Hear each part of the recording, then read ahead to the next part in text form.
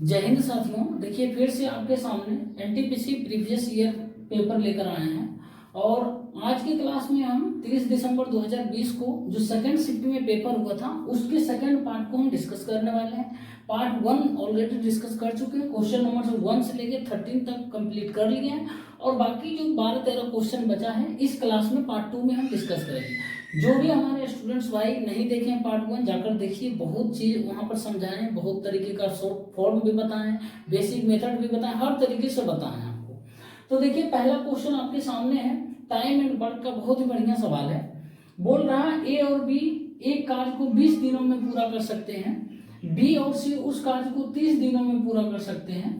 ए कार्य पूरा करने में सी से दुगना कुशल है, यानी ए की इफिशियंसी जो है सी से डबल है। तो पूछ रहा ज्ञात कीजिए कि बी अकेला कितने दिनों में यह कार्य पूरा करेगा। तो सबसे पहले क्या है ना, और इस क्वेश्चन को आप देख लीजिएगा, ये किरण पब्लिकेशन के बुक से हम बता रहे हैं और ये प्रीवियस ईयर पेपर का दिया हुआ है। 1 से 60 सेट दिया हुआ, 60 सेट टोटल। और हम लोगों का ये जो है कार्बन स्टार्ट हो गया है एक तरह से मैराथन की तरह, और जितना मैथ का क्वेश्चन है सभी को हम एकदम निपटा देंगे, एग्जाम से बहुत पहले निपटा देंगे, बहुत ही कम समय में, बस पेशेंस रखिए। बोल रहा है ए और बी एक कार्य को कितना दिनों में करता है पूरा, तो 20 दिनों में लिख देते हैं, 20 दिनों में पूरा करता है। बी और सी उस कार्य को 30 दिनों में पूरा करता है, बी और सी जो है उस कार्य को 30 दिनों में पूरा करता है। अब यहाँ पर क्या बोला गया है कि ए की इफिशियंसी सी से दुगना है, तो ए की इफिशियंसी जो है इफिशियंसी सी से दुगना, यदि सी का इफिशियंसी 1 है तो ए का कितना हो जाएगा, 2 हो जाएगा। एक बात याद रखना, इफिशियंसी और टाइम एक दूसरे के इनवर्सली प्रोपोर्शनल होता है, एक दूसरे का उल्टा होता है, एक व्युत्क्रमानुपाती होता है। यदि ए और सी के इफिशियंसी का रेशियो 2:1 है तो टाइम का रेशियो क्या हो जाएगा, 1:2। बस ये फिलहाल अभी इतना सुनिए। अब देखिए यहाँ पर क्या करना है, एलसीएम यदि ले लेंगे 20 और 30 का, जो एलसीएम लेते हैं वो टोटल वर्क हम मान लेते हैं कि उतना काम करना है। तो अब इसका ए और बी का एफिशिएंसी निकालेंगे तो 3 आ जाएगा, बी और सी का एफिशिएंसी निकालेंगे तो कितना आ जाएगा, 2 आ जाएगा। तो अब देखिए यहाँ पर क्या करना है, अब यदि ए और सी के एफिशिएंसी का डिफरेंस निकालते हैं, यानी ए और सी के एफिशिएंसी का डिफरेंस होगा तो देखिए बी भी कैंसिल हो जाएगा तो ए माइनस सी आएगा। तो इन दोनों की एफिशिएंसी का डिफरेंस कितना आएगा, 3 - 2, 3 - 2 आएगा ना, तो कितना आ जाएगा, 1 आ जाएगा। यानी ए और सी के एफिशिएंसी के बीच का अंतर 1 है। तो यहाँ पर क्या बोला गया है कि ये इसका एफिशिएंसी ए का 2 है, इसका 1 है, अंतर यहाँ भी दिख रहा 2 1 का ही है, तो कोई बात नहीं, बहुत अच्छा। अब वो पूछ रहा है बी कितना दिन लगेगा यह काम करने में, बी कितना दिन लगेगा। तो यहाँ पर देखिए हम क्या करेंगे, एक 2b, ठीक है। अब यदि हम इन सभी के इफिशियंसी को जोड़ देते हैं तो देखिए क्या हो जाएगा, a + 2b + c, इनका इफिशियंसी कितना हो जाएगा, 5 हो जाएगा। मैं लिख देता हूँ 3 + 2 = 5 हो जाएगा ना। अब हम यहाँ क्या करेंगे, हमको b निकालना है। अब a + c का एफिशिएंसी कितना हो जाएगा, 3 हो जाएगा, 3 हो जाएगा ना, तो 3 हो जाएगा। 2b बराबर उधर चला जाएगा, 3 कितना आ जाएगा, 2 आ जाएगा, 5 - 3 2। b बराबर कितना आ जाएगा, b बराबर 1 आया, b का एफिशिएंसी 1 आया है, एफिशिएंसी आया ना 1, और टोटल काम कितना करना है, 60 काम करना है। तो 60 काम करना है, एक की एफिशिएंसी से करेगा तो क्या हो, डिवाइड हो जाएगा एफिशिएंसी से, तो टाइम निकल जाएगा। तो कितना आ जाएगा, 60 दिन आ जाएगा इसका टाइम बी का। आपसे यही पूछ रहा था। तो यहाँ पर देखिए, ये देखिए यहाँ भी सेटिस्फाई कर रहा है, ए और सी का जो इफिशियंसी का अंतर है 1 है, यहाँ भी है ना अंतर 1। बस कुछ नहीं करना था, इसको ऐसे ही सेटिस्फाई कराने के लिए बताएं और इतना चीज लिखे।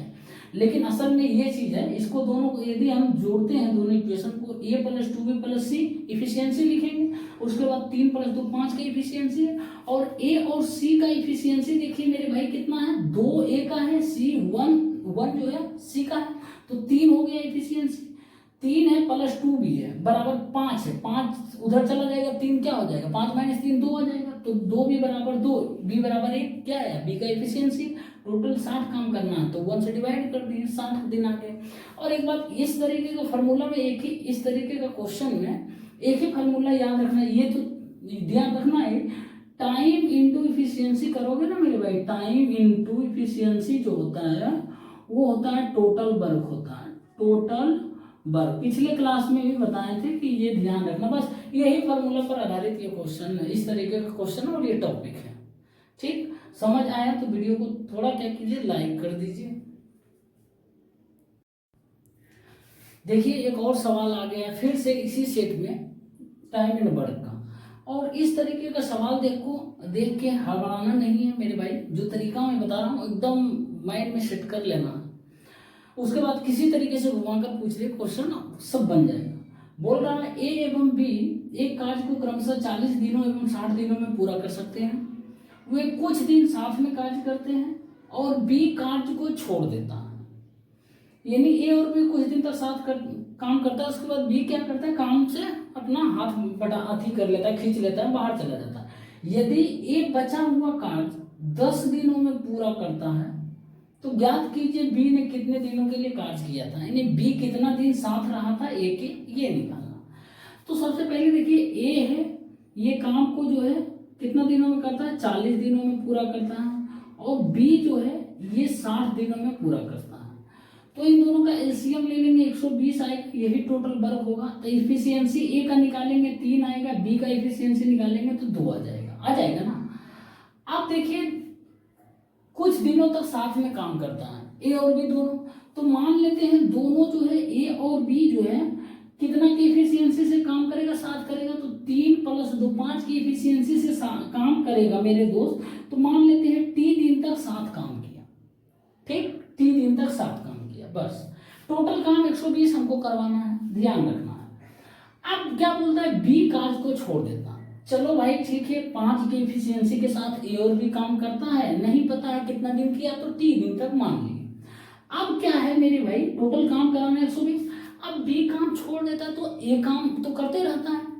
ए कितना की इफिशियंसी से करता है, तो 3 की इफिशियंसी से करता है मेरे भाई, तो कितना दिन पूरा करता है, तो 10 दिनों में पूरा करता है बचा हुआ काम। तो 10 दिनों में पूरा करेगा 3 की इफिशियंसी से, जो कि हमको पुराना कितना 120 काम पुराना है, ये पुराना। बस अब कोई दम रहा, देखो 5t बराबर 120 में से 30 गया तो कितना आ जाएगा, 90 आ जाएगा। 120 माइनस उधर 3 रहेगा 30 जाएगा तो 90।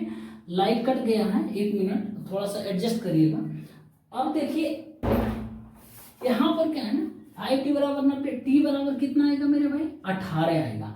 अब बोल क्या रहा, बी ने कितने दिन तक के लिए कार्य किया था, टीम क्या माने थे कि दोनों साथ काम किया एक साथ 3 दिन तक, तो यानी बी भी उसमें होगा, ए भी होगा। तो यही तो पूछ रहा है, बी तो कितना दिन तक काम करेगा, 18 दिन तक साथ में काम करेगा ए के साथ। बस इसका correct answer option number C हो जाएगा। जब भी ऐसा सवाल रहे, हो सकता है 10 दिन पहले बोलेगा छोड़ देता है, तो t - 10 कर देना, उस तरीके से करना, उसके बाद लेकर जाना है सब कुछ जो बोल रहा है टोटल काम के बराबर कर देना। ऐसा मेथड कभी मत बोलना मेरे भाई, ये रामबाण है, रामबाण, ध्यान रखना। और पसंद आ रहा तो वीडियो को क्या करिए, लाइक और शेयर कर दीजिए। अब देखिए एक और लंबा चौड़ा सवाल है, रेशियो का है लेकिन बहुत ही सिंपल है। बोल रहा है एक फर्म में पुरुष और महिला अधिकारियों का अनुपात जो है 4:7 है। यदि 50 पुरुष अधिकारियों और 100 महिला अधिकारियों को एक अन्य फर्म में भेज दिया जाता है, यानी दूसरे फर्म में शिफ्ट कर दिया जाता है, तो पुरुष एवं महिला अधिकारियों का अनुपात जो है ना अब 7:12 हो जाता है। तो पूछ रहा स्थानांतरण से पहले फर्म में पुरुष अधिकारियों की संख्या ज्ञात करें। तो स्थानांतरण से पहले तो यही था पुरुष और महिला अधिकारियों की संख्या, लेकिन पूछा पुरुष अधिकारियों की संख्या, यानी 4 के मल्टीपल पूछ रहा हूं आपसे, तो 4 का मल्टीपल सब ऑप्शन है, 4 नहीं चलने वाला है यहाँ पर मेरे भाई, ठीक है ना। ऑप्शन से हर जगह जरूरी नहीं हो ही जाएगा, तो कोई बात नहीं, हम करेंगे सॉल्व। देखिए पुरुष है, मैन है और वुमेन है, इसमें क्या है ना दोनों का अनुपात है दिया हुआ 4:7। तो अनुपात हमेशा बताते हैं एग्जैक्ट वैल्यू नहीं होता, उसके साथ एक वेरिएबल जुड़ा हुआ रहता है। आप या तो x लगा लीजिए या फिर k लगा लीजिए, ये आपके ऊपर डिपेंड करता है।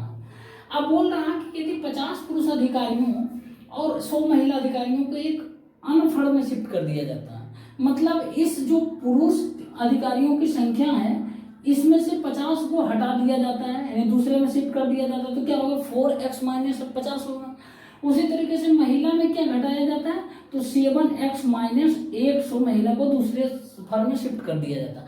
अब इतना करने के बाद क्या होता है ना, इस फर्म में महिला एवं पुरुष एवं महिला का अनुपात क्या हो जाता है, 7:12। बस कुछ नहीं करेंगे, अब इसको बटे में कर देंगे। देखिए 4x - 50 बटे 7x माइनस कितना हो जाएगा, ये मेरे 100 बराबर 7:12, 7/12, खत्म कहानी। अब मल्टीप्लाई करेंगे, 48x - 600 12/60 बराबर 49x - 700, यही आएगा ना।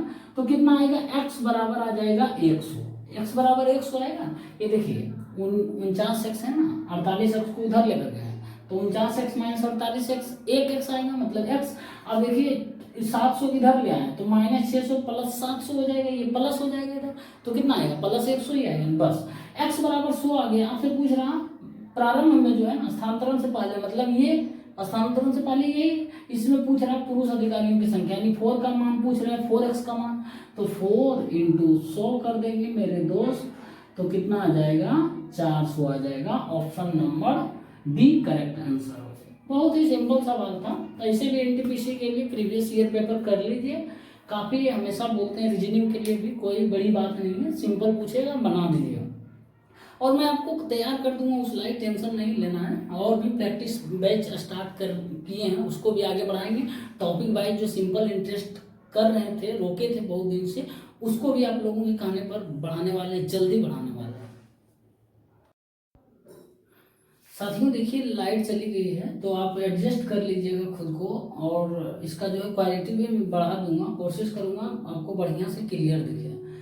तो मैं मोबाइल का यूज करके बता रहा हूँ, क्योंकि रुकना है नहीं, अब चलना है, मैराथन स्टार्ट हो गया। तो बोल रहा दो धनात्मक संख्याओं का योग जो है ना 384 है, और उनका मोसो यानी HCF जो है 24 है। ऐसी संख्याओं के कितने युग्म बनाए जा सकते हैं, ये आपसे पूछ रहा हूँ। तो देखिए सबसे पहले लिख लेते हैं, दो संख्याओं का योग कितना है, वो 384 है, और उसका महत्तम समवर्तक 24 है।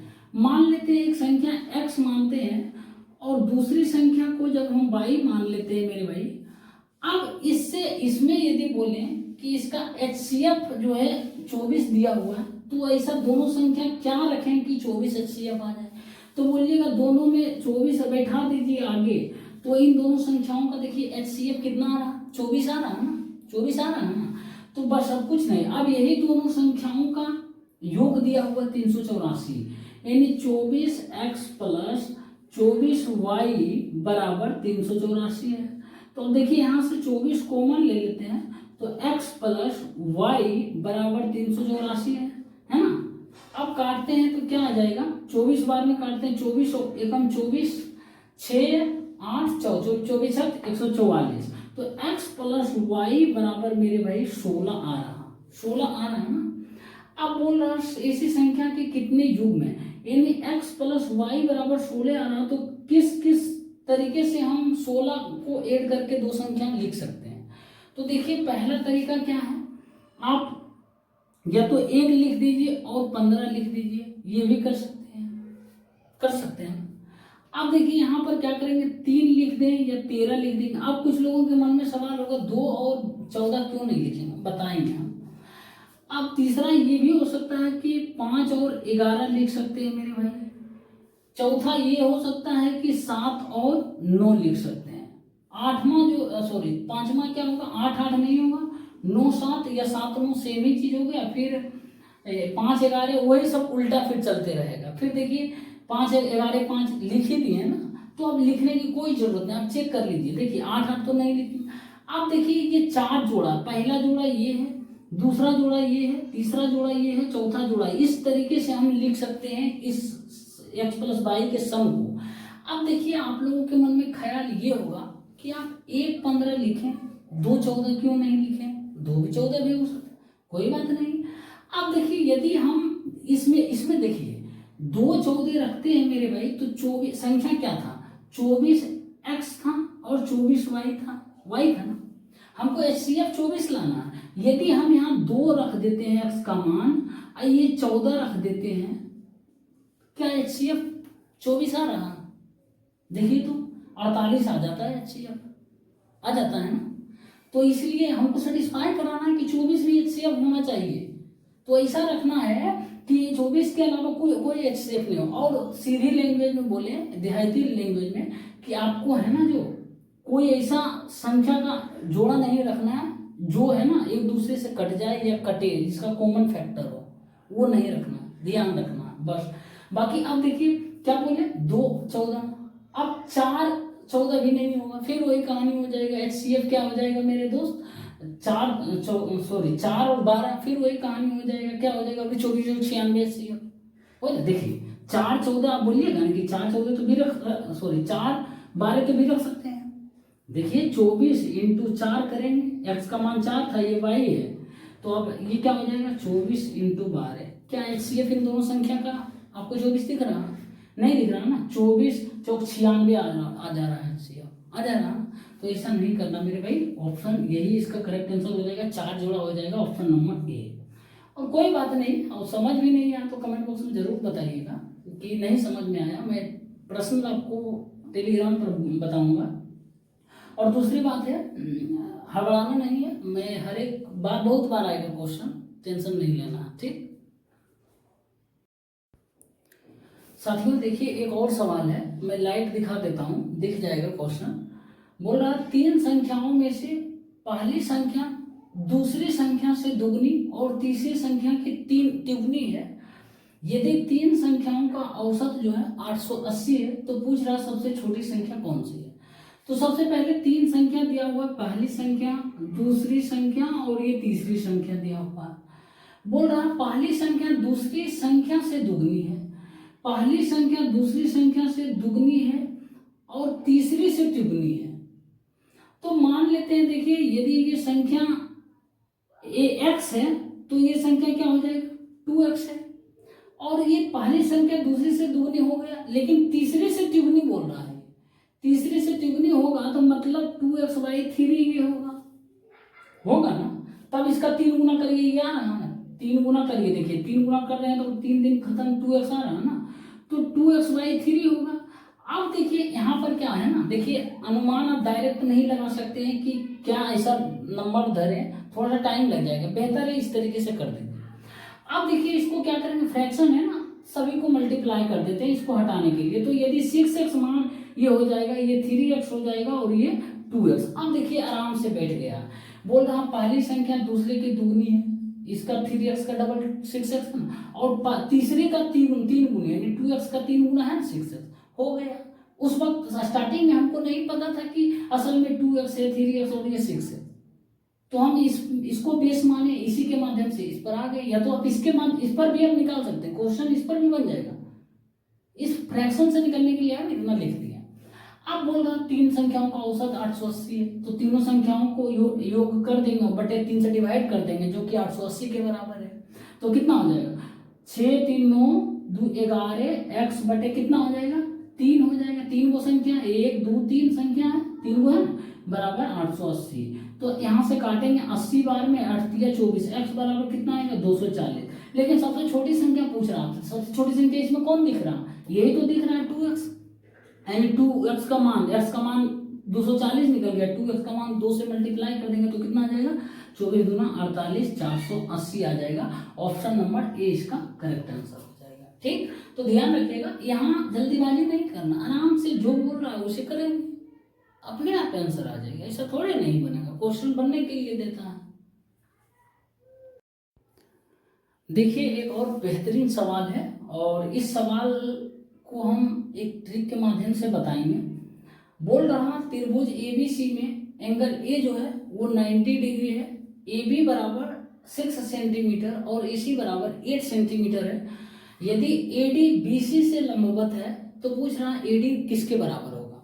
तो यहाँ पर देखिए सबसे पहले एक ट्रायंगल बना लेते हैं, जिसमें A जो है वो राइट एंगल ट्रायंगल होगा, A है, बाकी नाम दे दीजिए, इसका B दे दीजिए और इसका C दे दीजिए, ये राइट एंगल ट्रायंगल है। अब क्या है ना, AB बराबर 6 दिया हुआ 6 सेंटीमीटर और AC जो है 8 सेंटीमीटर दिया हुआ, तो ये राइट एंगल ट्रायंगल है, तो BC कितना हो जाएगा, पाइथागोरस प्रमेय से ये 10 हो जाएगा ना। अब देखिए यहाँ पर यदि बोल रहा है यदि AD BC से लंबवत है, यानी AD जो है ना वो BC पर लंबवत है, परपेंडिकुलर है, मतलब इस पर 90 डिग्री हम डाल दिए हैं, AD हो गया। अब पूछ रहा है AD का मान क्या होगा, तो ध्यान रखना मेरे भाई, राइट एंगल ट्रायंगल में जब भी 90 डिग्री के एंगल से सामने वाले भुजा पर यानी हाइपोटेनस पर यानी कर्म पर जब हम परपेंडिकुलर लंब डालते हैं तो इस परपेंडिकुलर लंब के लंबाई जो होता है वो AD बराबर होता है AB गुने AC बटे टोटल BC हो जाता है। ध्यान रखना मेरे दोस्त, बहुत ही काम का ये फॉर्मूला और बार बार पूछा जाता है, CGL तो धड़ल्लों से पूछता है इसको। अब देखिए हम क्या करें, AB का मान कितना है, AB का मान 6 दिया हुआ और AC का मान कितना है 8 दिया हुआ बटे BC का मान कितना दिया हुआ 10 दिया हुआ ना, तो क्या हो जाएगा 48 बटे 10, तो क्या हो जाएगा 4.8 सेंटीमीटर में है ना, तो सेंटीमीटर में 4.8 सेंटीमीटर कोई ऑप्शन है, ऑप्शन नंबर C इसका करेक्ट आंसर हो गया। बहुत ही बढ़िया सवाल था, इसको स्टार मार्क कर लीजिए, पूछा जाता है बार बार। तो उम्मीद करते हैं ये आपको फार्मूला पता होना चाहिए और ये समझ आया। नहीं भी कोई समझ आ रहा है ना तो आप कमेंट बॉक्स में जरूर बताइए हमको ये क्वेश्चन नहीं समझ आया, इतना टाइम में हमको इस क्वेश्चन में नहीं समझ आया, मैं रिप्लाई दूंगा। ठीक, देखिए एक और सवाल है, प्रॉफिट एंड लॉस का है। बोल रहा एक वस्तु को 45,000 रुपया पर बेचने पर एक आदमी को 10% की हानि हुई, उस वस्तु को किस कीमत पर बेचना चाहिए जिससे उसे 15% का लाभ हो। बहुत ही सिंपल सवाल है। तो जैसे ही आप देख रहे हैं कि वस्तु को बेच रहा है तो सीधे देखिए कितना परसेंट हानि पर या लाभ पर बेच रहा है, ये माइंड में हमेशा आना चाहिए। प्रॉफिट एंड लॉस का टॉपिक जब बनाते हैं कि कोई वस्तु को बेच रहा है तो कितना परसेंट उस पर लाभ या हानि कमाता है, तो बोल रहा है कि 10% की हानि होता है, यानी 90 का वैल्यू दिया हुआ है मेरे भाई 45,000 दिया हुआ, यही 10% की हानि मतलब क्या है, कॉस्ट प्राइस हमेशा 100 मान कर चलते हैं, तो 90 में बेच रहा है जो कि 45,000 के बराबर, तो पूछ रहा है किस कीमत पर बेचे 15% का लाभ, यानी 90 का वैल्यू इतना दिया हुआ तो 115 का वैल्यू पूछ रहा, 15% का लाभ मतलब 115, तो 115 का वैल्यू पूछ रहा, तो एक का वैल्यू कितना हो जाएगा आपका, हो जाएगा 500 हो जाएगा, 500 हो जाएगा, तो 15 का 115 का वैल्यू क्या हो जाएगा 115 इंटू 500 हो जाएगा, तो क्या हो जाएगा 575 और 00 हो जाएगा, यानी 57,500 रुपया पर बेचेगा तब जाकर 15% का लाभ हो। कोई ऑप्शन है 57,500, option number C correct answer. बहुत ही सिंपल सवाल था साथियों। देखिए एक और सवाल है, ट्रिगोनोमेट्री का वन ऑफ द बेस्ट सवाल है जो कि CGL में बहुत रिपीट करता है। मैं ऐसा लग रहा है ना प्रीवियस ईयर पेपर करवा रहे हैं, लग रहा NTPC का नहीं CGL का करवा रहे हैं, बढ़िया बढ़िया क्वेश्चन है, दिल खुश हो जाता है बनाने का और बताने में भी मजा आता है। बोल रहा 2 साइन पे पावर 6 थीटा प्लस कोस पे पावर 6 थीटा माइनस 3 साइन पे पावर 4 थीटा प्लस कोस पे पावर 4 थीटा का मान क्या होगा। मेरे दोस्त मेरे भाई, जब इस क्वेश्चन को आप बेसिक तरीके से करना शुरू करिएगा तो टाइम लग जाएगा और बहुत टाइम लग जाएगा, और बहुत चालाकी करिएगा तो क्या कीजिएगा, इसमें थीटा का मान कोई पुट कर दीजिएगा और बनाना स्टार्ट कर दीजिएगा, कोई बात नहीं, बिल्कुल कर सकते हैं आप। तो सबसे पहले देखिए आप क्या करिए, बेसिक मेथड बताएंगे, सब मेथड बताएंगे। देखिए जब भी ट्रिगोनोमेट्री में ऐसा सवाल आए ना, मैं सब तरीके से आज बता देता हूँ। साइन पे पावर 6 थीटा प्लस कोस पे पावर 6 थीटा, इसको थोड़ा सा याद रख लेना, बहुत ही काम देने वाला। आप काम देगा कब, जब आप बनाइएगा ना तो उस वक्त याद कीजिएगा कि राजन भाई ने बहुत ही अच्छा चीज बताया, जो भी बहुत परेशान करेगा। इसको पावर 6 है ना, साइन पे पावर 6 थीटा प्लस कोस पे पावर 6 थीटा, इसको डायरेक्ट लिखना 1 minus 3 sine square theta into cos square theta, इतना मेरे भाई डायरेक्ट ये होता है। अब साइन पे पावर 4 थीटा ये है प्लस कोस पे पावर 4 थीटा है ना, इसको डायरेक्ट लिखना मेरे भाई 1 minus 2 sign square theta into cos square theta.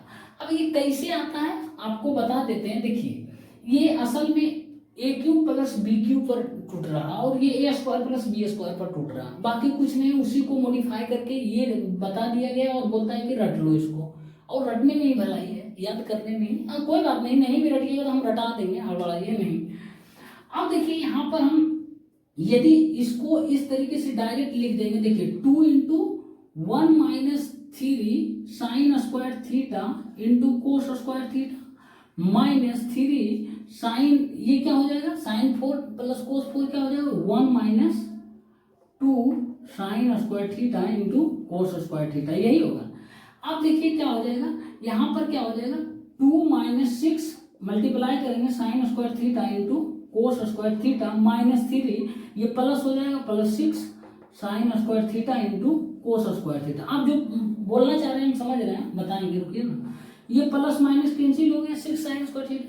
अब 2 माइनस 3 कितना आ जाएगा मेरे दोस्त, -1 आ जाएगा। ठीक, तरीका एक।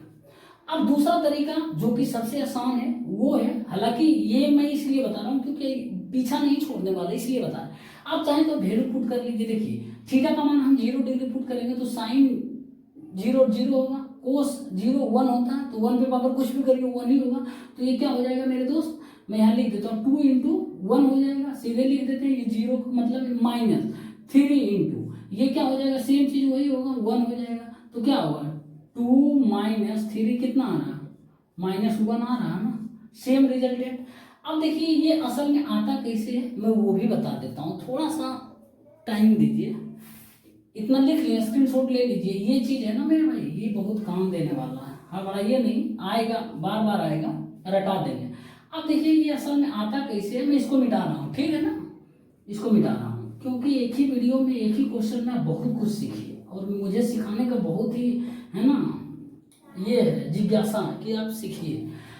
अब देखिए इसको हम देखिए क्या करते हैं हम, यदि साइन स्क्वायर थीटा का होल क्यू लिख सकते हैं प्लस इसको कोस स्क्वायर थीटा का होल क्यू लिख सकते हैं, कोई दिक्कत नहीं। अब देखिए A cube plus B cube का फॉर्मूला क्या होता है मेरे दोस्त, तो बोलिए ए प्लस बी का होल क्यू होता है, यानी ए प्लस बी का whole cube sine square theta plus cos square theta का होल क्यू। तो इन दोनों का जोड़ेंगे तो 1 ही आ जाएगा, sine square theta plus cos square theta 1 का whole cube A plus B का whole cube minus 3ab 3a sine square theta into cos square theta 3ab into A plus B into A plus B sine square theta plus cos square theta 1 आ जाता है।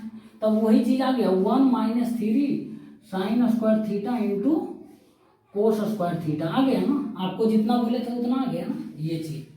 अब देखिए इसको भी हम देखते हैं क्या सच में ये आता है कि नहीं। अब देखिए साइन पे पावर 4 थीटा को साइन स्क्वायर थीटा का होल स्क्वायर लिख सकते हैं, प्लस कोस पे पावर 4 थीटा को कोस स्क्वायर थीटा का होल स्क्वायर लिख सकते हैं। अब देखिए ए स्क्वायर प्लस बी स्क्वायर ये है ना, तो इसका फॉर्मूला आपको पता होना चाहिए, होता है ए प्लस बी का whole square, A plus B का होल स्क्वायर माइनस 2ab होता है। तो ए प्लस बी का whole square sine square theta plus cos square theta का होल स्क्वायर यानी 1 का होल स्क्वायर, तो 1 हो जाएगा। ए प्लस बी का होल स्क्वायर माइनस 2ab कितना होगा, ए कितना है sine square theta into cos square theta, तो क्या आ जाएगा 1 minus 2 sign square theta into cos square theta. Same चीज आ गया ना मेरे दोस्त। अब क्या करना है, ये आ गया ना, तो वीडियो को लाइक कर दीजिए और शेयर कर दीजिए। बाकी इससे बेहतर मुझे नहीं लगता आपको कोई बताएगा, क्योंकि एक स्टूडेंट का दर्द एक स्टूडेंट ही जानेगा और समस्या कहाँ होता है वही। लेकिन ये चीज याद रख लेना, ठीक है ना, ये सब भूल जाना नहीं मतलब है, लेकिन ये याद रख लेना, बहुत काम देने वाला है। देखिए एक और सवाल है, ये अलजेब्रा का है। बोल रहा है यदि a प्लस बी बराबर 10 और ए स्क्वायर प्लस बी स्क्वायर बराबर 68, तो पूछ रहा ए क्यू प्लस बी क्यू ज्ञात कीजिए। तो यहाँ पर ऐसा क्वेश्चन जब भी आए कोशिश करिए कि वैल्यू पुट करके सेटिस्फाई करा लें, और सेटिस्फाई कर जाता है तो हम डायरेक्ट वैल्यू पुट करके आंसर निकालें। तो यदि देखिए इस पर हम करते हैं वैल्यू पुट करते हैं मेरे भाई, ए का मान यदि 2 रखते हैं और बी का मान 8 रखते हैं तो क्या आ जाता है, देखिए 2 + 8 10 आ रहा, और 2 के स्क्वायर 4 आ रहा है, प्लस 8 के स्क्वायर 64 यानी 68 आ रहा है ना, सेटिस्फाई कर रहा है। बस सब कुछ नहीं करना, ए का मान 2 रख दीजिए, 2 का क्यूब कितना हो जाएगा, 2 का क्यूब प्लस 8 का क्यूब, तो क्या हो जाएगा 8 प्लस 512 हो जाएगा, तो टोटल आ जाएगा 520। इसका correct answer option number A हो जाएगा। ठीक, बहुत ही सिंपल था। देखिए एक और सवाल है, बोल रहा है एक आदमी गोलाकार तालाब का चक्कर एक बार में ही पूरा करता है, यदि उसके एक कदम की लंबाई जो है वो 44 सेंटीमीटर है और वह तालाब का चक्कर 700 कदमों में पूरा करता है, तो पूछ रहा तालाब का क्षेत्रफल ज्ञात करिए। यहाँ पर सबसे पहले एक तालाब बना लेते हैं, गोलाकार ये तालाब है, और एक आदमी एक ही बार में पूरा करता है, और एक कदम की लंबाई जो है ना, एक कदम की लंबाई यदि यहाँ से यहाँ तक चलता है तो वो 44 सेंटीमीटर का वो डिस्टेंस कवर करता है। ठीक, 44 सेंटीमीटर का डिस्टेंस कवर करता है। अब क्या है ना, 44 सेंटीमीटर का डिस्टेंस कवर करता है मेरे दोस्त, मान लेते हैं यहाँ से लेके यहाँ तक चलता है। तो अब बोल रहा तालाब का चक्कर 700 कदमों में पूरा करता है, यानी एक कदम 44 सेंटीमीटर का है तो 700 कदम क्या हो जाएगा, 700 गुने 44, इतना सेंटीमीटर का हो जाएगा डिस्टेंस। पूरे एक चक्कर लगा लेगा, एक चक्कर लगा लेगा मतलब क्या हो जाएगा, वो 2πr हो जाएगा, 2πr हो जाएगा ना इस गोलाकार तालाब का जो भी आकृति है, तो इसका वही परिधि हो जाएगा।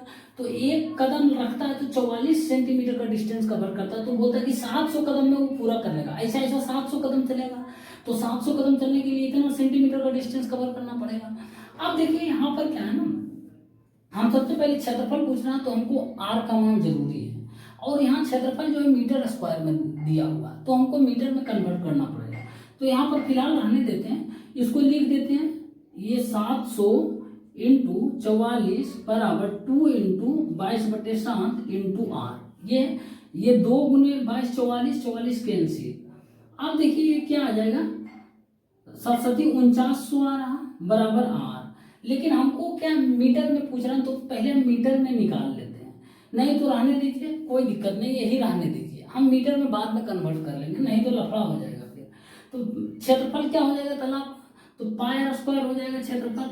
आप पाई का मान 22/7 इंटू रेडियस कितना दिया हो 4900 इंटू 4900 हो जाएगा, स्क्वायर है 2 बार। अब ये सेंटीमीटर में है ना, सेंटीमीटर स्क्वायर आ गया, लेकिन हमको मीटर स्क्वायर चाहिए, तो हम क्या करेंगे मेरे भाई, यहाँ क्या करेंगे, यहाँ डिवाइड करेंगे कितना से, आपका 100 से, यहाँ भी 100 से डिवाइड करेंगे। समझ में आया। अब देखिए क्या होगा, 2 0 2 0 खत्म, 2 0 2 0 खत्म। अब देखिए ये करेंगे 7×7 = 49 हो जाएगा। तो अब यहाँ पर यूनिट डिजिट से काम चलने वाला, 2 2 18 8 7 56, 2 2 है, 3 3 6 यूनिट डिजिट है, तो काम नहीं चलेगा। अब 49 गुने 7 क्या होगा, 7 के क्यू है 343 है, 343 गुने 22 है ना, तो हम पहले क्या करेंगे 2 से मल्टीप्लाई फिर 11 से करेंगे, क्योंकि 11 का रूल पता है। तो 686 आ रहा, गुने 11 से मल्टीप्लाई करेंगे तो कितना आ जाएगा आपका 6 14 का 4 बाकी 1 8 14 का 5 बाकी 1 6 7 7546 मीटर स्क्वायर आ रहा। कोई ऑप्शन है 7546, ऑप्शन नंबर डी है मेरे भाई, इसका करेक्ट आंसर हो जाएगा। अब यहाँ ध्यान दीजिएगा, यहाँ देखिए 1 सेंटीमीटर स्क्वायर, ये सेंटीमीटर है, फिर ये सेंटीमीटर है, क्षेत्रफल सेंटीमीटर स्क्वायर है, तो इस सेंटीमीटर को मीटर में बदलेंगे 100 से डिवाइड, इवन तो सेंटीमीटर को मीटर में बदलेंगे ना, तो 100 से यहाँ भी डिवाइड होगा ना, तब नहीं जाकर मीटर में टोटल बदल जाएगा। बस हो गया, option number D correct answer. अब यहाँ पर देखिए यदि बदल देते हैं ना, 100 से डिवाइड कर देते तो सेम ही रहता, कोई दिक्कत नहीं, अंतर पड़ता कुछ नहीं है, जैसे आपका मर्जी हो वैसे करिए। ठीक, समझ में आया होगा उम्मीद करते हैं। और 2 क्वेश्चन बचा है, उसको भी कंप्लीट कर लेते हैं। थोड़ा सा वीडियो क्या करिए, लाइक कर दीजिए और शेयर कर दीजिए। साथियों देखिए एक और सवाल है, बोल रहा कि त्रिभुज ABC एक समद्विबाहु त्रिभुज है जिसमें एंगल C जो है वो 90 डिग्री है। यदि AC बराबर 8 सेंटीमीटर है तो AB का मान पूछ रहा है। तो सबसे पहले एक समद्विबाहु त्रिभुज ऐसा बनाते हैं जिसमें C जो है ना वो 90 डिग्री हो। तो ये एंगल C है, ये 90 डिग्री है, बाकी नाम दे दीजिए, A दे दीजिए, B दे दीजिए। अब बोल रहा कि AC बराबर 8 सेंटीमीटर है, ये 8 सेंटीमीटर है, तो समद्विबाहु त्रिभुज ये 90 डिग्री है, तो बाकी यही दोनों सेम एंगल होगा, तो ये बाकी दोनों 45 डिग्री का होगा ना, 45 डिग्री। तो ये 8 है तो ये भी 8 हो जाएगा, भुजा BC और AC के बराबर होगा, सब तभी तो समद्विबाहु होगा ना। तो आपसे AB का मान पूछ रहा, AB का मान नहीं निकलेगा, ये सीधे 8√2 हो जाएगा, क्योंकि आपको पता है ना जब ये 90 डिग्री होता है, ये 1 होता है, ये भी 1 होता है, तो ये √2 हो जाता है। अब यहाँ क्या क्या 8 से मल्टीप्लाई कर दिया एक्स्ट्रा, इधर भी 8 से मल्टीप्लाई कर दिया, तो इधर भी हम 8 से मल्टीप्लाई कर देंगे एक्स्ट्रा। ये रेशियो तरीका है, रेशियो का समझने का जरूरी नहीं, आप निकालिए ये पाइथागोरस प्रमेय यूज करके, जरूरी नहीं, बस यहाँ 8 से मल्टीप्लाई, यहाँ भी 8 से मल्टीप्लाई, उधर भी 8 से multiply, 8√2, option number D correct answer. देखिए साथियों, एक और सवाल है और आज के क्लास का ये लास्ट क्वेश्चन है। और जिन लोगों ने अभी तक हमारे वीडियो को लाइक नहीं किया उनसे रिक्वेस्ट है, लाइक कर दीजिए वीडियो को। यदि मेरा मेहनत पसंद आ रहा है, मेरा बताने का तरीका पसंद आ रहा है तो वीडियो को शेयर कर दीजिए। और जो भी चीज़ आपको फीडबैक में देना अपना प्लस माइनस वो आप दे सकते हैं, मैं आपकी बातों को ध्यान में रखूंगा। बोल रहा है एक संख्या का 4/5 भाग उसके 3/4 भाग से 12 अधिक है। अब देखिए, मान लेते हैं कोई संख्या x है, इसका 4/5 भाग बोल रहा है, तो इस x का 4/5 भाग जो है ना उसके 3/4 भाग से 12 अधिक है, यानी इसी का 3/4 भाग से 12 अधिक है, यानी इन दोनों का अंतर के कारण ही 12 अधिक है।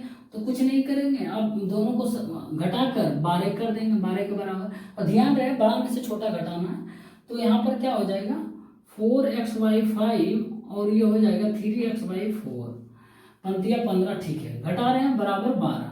अब एलसीएम लेंगे तो क्या आ जाएगा मेरे भाई, 4 चौको 16 माइनस 15 x/20 आना, एलसीएम 20 लेंगे ना तो क्या हो जाएगा 4 चौको 16 पंक्तियाँ 15, 16x माइनस 15 x हो जाएगा, x/20 बराबर 12। तो x बराबर क्या आ जाएगा 12 दूना 24, 240 कोई है option, option number 20 correct answer. ठीक, आज तक रहने देते हैं साथियों, यही तक। क्वेश्चन नंबर 25 कंप्लीट हो गया और सेकंड शिफ्ट का जो भी 30 दिसंबर 2022 को एनटीपीसी में पूछा था लास्ट प्रीवियस ईयर में, समझ आया है तो वीडियो को शेयर कर दीजिए, लाइक कर दीजिए, और हमारे चैनल पर नए हैं तो सब्सक्राइब कर दीजिए। लाइट नहीं था इसके कारण मोबाइल जलाकर इसी तरह कर रहे हैं, क्योंकि बहुत सारे हमारे स्टूडेंट्स भाई बहन बोले हैं कि आप पूरा कंप्लीट करवाइए, जल्दी करवाइए।